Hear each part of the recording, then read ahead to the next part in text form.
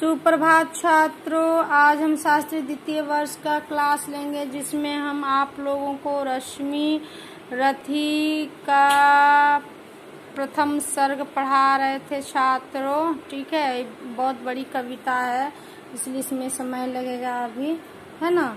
तो आप लोगों को हम 11वां मतलब पद 4 लाइन का पढ़ा चुके थे। ठीक है, जो गूंज रही थी मात्र कण की धनवा की टंकार, यहाँ तक हम आप लोगों को पढ़ा चुके थे छात्रों।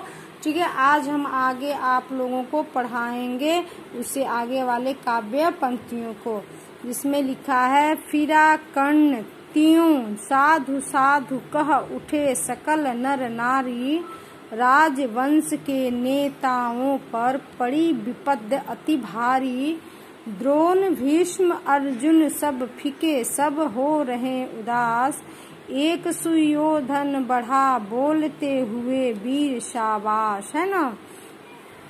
तो देखिए छात्रों, आप लोगों को बताए थे कि रामधारी सिंह दिनकर ने इसके पहले वाले पंक्तियों में कर्ण के वीरता के बारे में, उसके शौर्य के बारे में, उसके शक्ति के बारे में बखान किया है। और उन्होंने ये भी कहा है कि भले ही कर्ण कितना भी वीर पुरुष हो या कितना भी धनुर्धर क्यों न हो, लेकिन जब कर्ण अपनी कलाओं के द्वारा अपनी धनुर्धारी का गुण कलाओं को जब वो अपनी धनुर्धर विद्या की कलाएं दिखाने लगा रण क्षेत्र में, तो सभी देखकर क्या हो गए छात्रों, स्तब्ध रह गए, शांत हो गए, चुप हो गए।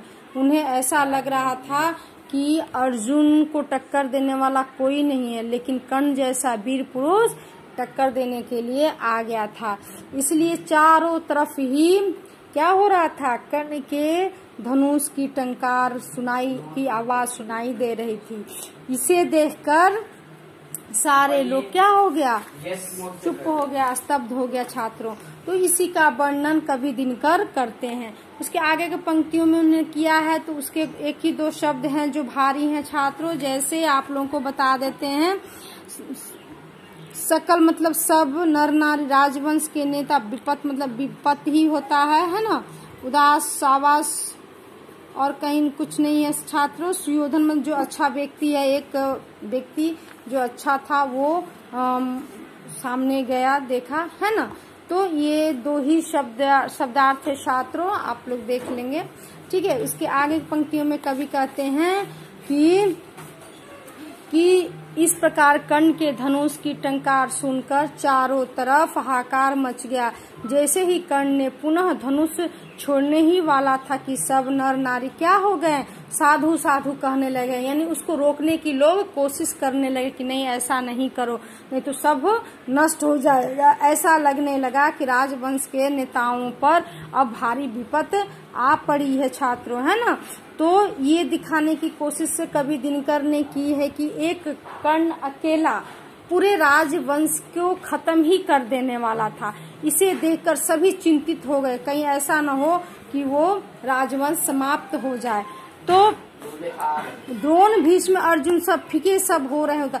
अर्जुन की वीरता को देखकर, उसके धनुर्धर शक्ति को देखकर द्रोण भीष्म अर्जुन सभी के सभी जितने भी राजवंश के लोग थे वो क्या थे, वो उदास हो रहे थे। तो आप लोगों को छात्र बता रहे थे कि ये कर्ण के वीरता को देखकर जितने भी राजवंश के नेता थे सभी ये कर्ण के वीरता को देखकर डर गए और उन्हें उन पर अति भारी विपत आ पड़ी।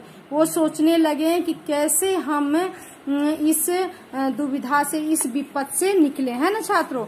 तो आगे के पंक्तियों में द्रोण भीष्म अर्जुन सब फीके सब हो रहे उदास, कर्ण के वीरता के, कर्ण के धनुर्धर शक्ति को देखकर द्रोण भीष्म अर्जुन सब के सब फीके हो गए, उनका चेहरा उदास हो गया कि कर्ण अब हमारे राजवंश को, हमारे वंश को खत्म कर देगा। और ऐसा देखकर उन्हें विपत्त आने का डर होने लगा, अपने राजवंश समाप्त होने का डर होने लगा। तभी एक व्यक्ति ऐसा भी था जो क्या था, सुयोधन वो एक ऐसा व्यक्ति था जिसने कर्ण के वीरता को देखकर उसे शाबाशी देने के लिए क्या हुआ, आगे बढ़ा, है ना। तो ऐसा देखेंगे छात्रों की इसमें वीरता की, चूंकि सब लोग अर्जुन के वीरता को देखा था, कर्ण के वीरता को किसी ने कभी नहीं देखा था, लेकिन अर्जुन को टक्कर देने वाला कौन आ गया, कर्ण आ गया।